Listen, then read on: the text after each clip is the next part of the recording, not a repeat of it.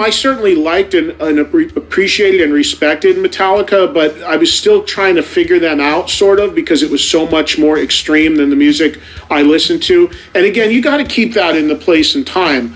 Back in the early 80s, nobody heard anything like Metallica. Now Metallica's mainstream commercially successful band. Back then, they were this underground metal thing. Nobody heard anybody play that fast or what the hell they were doing.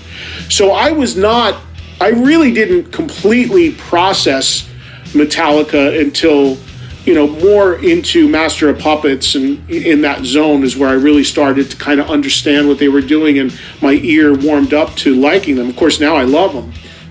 So I didn't know Cliff, and I didn't have a lot of any real experiences with him that I can recall. But I did learn of his death because I was working at Megaforce, which, when I say working for that record label, we were at the time were working out of Johnny's house. I mean, it was a shoestring operation. We were working out of his garage. And I just remember being in my space, because I didn't even have an office, in my space in the garage, and the phone ringing, and because John sat right next to me, and I just remember the look on his face and him tearing, and I just didn't know what happened. And I thought maybe one of his family members died or something. It was that kind of heaviness.